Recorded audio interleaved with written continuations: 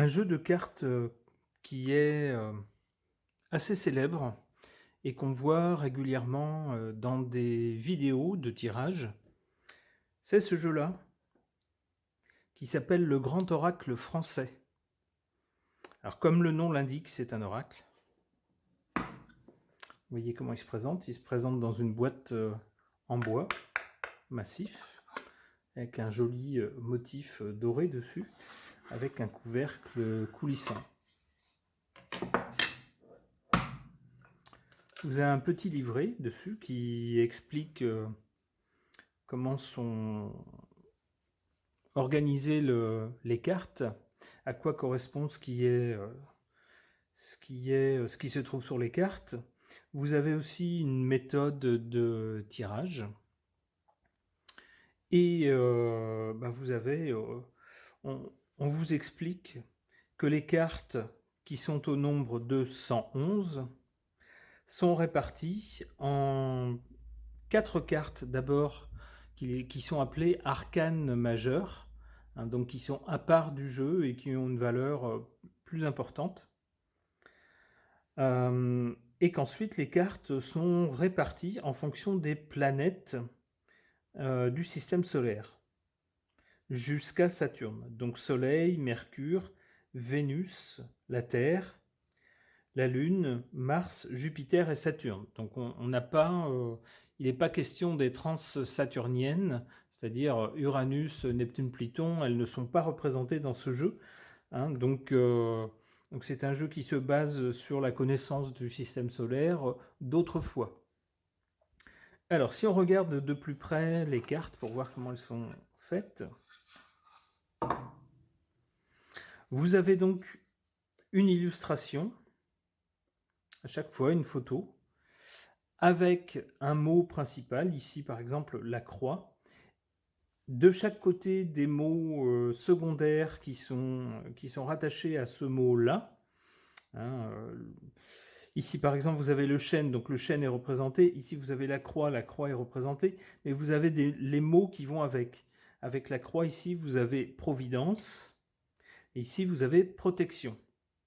On comprend que c'est une carte plutôt positive.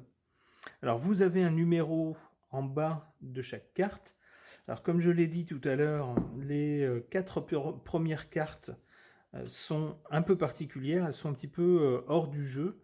Hein, vous voyez, elles sont numérotées avec des chiffres romains. Néanmoins, la présentation est la même, du moins le même genre que pour les autres cartes du jeu, c'est-à-dire qu'on a l'illustration, on a le mot principal, un chiffre en bas, 2 mots qui complètent le mot principal de chaque côté, et vous avez un bandeau en haut avec un blason dans le milieu, et puis plusieurs petits points avec une croix. Vous avez un point, alors la partie de gauche va vers le sombre, la partie de droite va vers le lumineux. Et vous avez à chaque fois, alors on va le voir mieux dans les cartes qui suivent. Dans celle-ci, on ne le voit pas en fait. Vous avez dans le blason, vous avez une étoile et le curseur, si vous voulez, sur cette échelle, puisque vous avez différents points, le curseur est dans le milieu. Il est ni vers le sombre ni vers le lumineux, il est dans le milieu. Et ce qui est figuré dans le blason, c'est une étoile. Dans la suite du jeu, dans les autres cartes, vous avez dans le blason soit le symbole de la Terre, soit le symbole de la Lune ici, soit le symbole de Jupiter ici, soit le symbole du Soleil ici. Bref, des planètes qui sont associées, ici on a Saturne, ici on a Vénus, des planètes qui sont associées au sens de la carte. Vous avez aussi l'entourage du blason qui est d'une certaine couleur et qui est répété, qui revient avec chaque planète. Vous avez aussi pour chaque carte, alors parfois le curseur est dans le milieu, mais comme on le voit ici par exemple, vous avez une étoile qui est plutôt du côté lumineux. Hein, ça veut dire que le sens de la carte est plutôt positif. Et vous voyez également que pour toutes les autres cartes du jeu, le chiffre qui est associé à la carte Eh bien, en chiffres arabes, on va dire, plutôt qu'en chiffres romains pour les 4 premières cartes.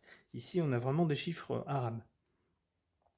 Alors donc, quand on parcourt le jeu, on voit ici par exemple pour les galets, eh bien il y a une petite étoile qui est plutôt du côté sombre, du côté donc moins lumineux, hein, ce qui laisse penser que la carte a une signification plutôt un peu plus négative, hein. Ici on voit les galets, c'est associé au mot fatigue et lassitude, donc effectivement c'est beaucoup moins engageant.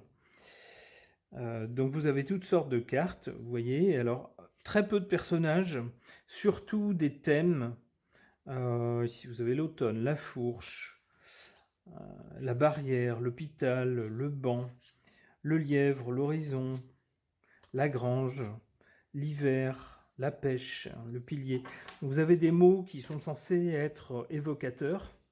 Et vous avez parfois quelques personnages. Ici, la mer. Alors, j'ai vu aussi...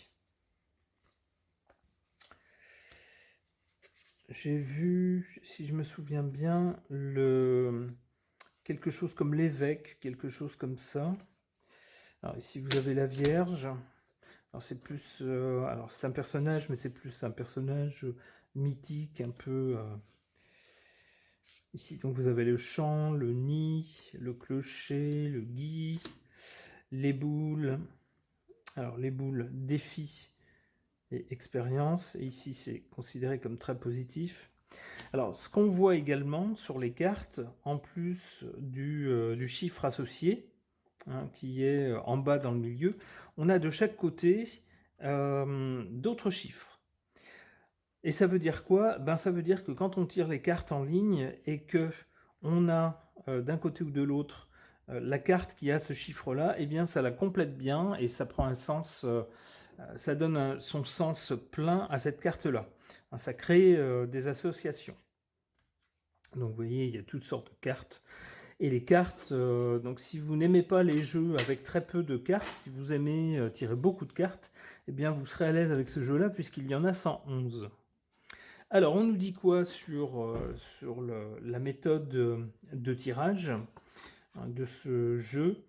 On nous dit qu'il faut brasser les cartes, hop, les mélanger, hein.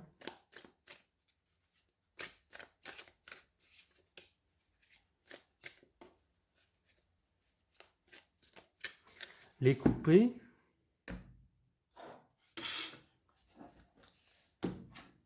Hop, pardon, je ne devais pas faire ça. Et on nous dit qu'une fois qu'on a coupé, on regarde à la coupe en fait le dessous de chaque paquet, pour regarder ce que ça nous dit. Et déjà, ça va nous donner une tonalité générale en associant le sens de chacune des deux cartes. La toile, la clôture, donc à vous d'interpréter comme ça vous va.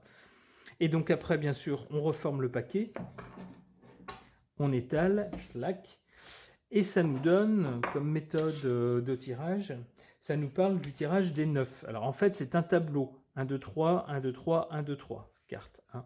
On tire 3 rangées de 3 cartes, et ensuite on les retourne, et on interprète en associant les cartes, en regardant ce qu'il y a autour de chaque carte. Donc ça, c'est la méthode qui est suggérée par les créateurs du jeu, mais bien sûr, libre à vous de les utiliser comme vous voulez, d'inventer votre propre méthode si ça vous chante. Il n'y a absolument aucun problème là-dessus. Je vous rappelle quand même que les cartes... on part du principe que les cartes essayent de vous faire passer un message, de répondre à la question que vous leur posez quand vous tirez les cartes. Alors après, peu importe la méthode, du moment qu'on arrive à avoir quelque chose de clair, de signifiant, un message, une réponse à la question qu'on se pose.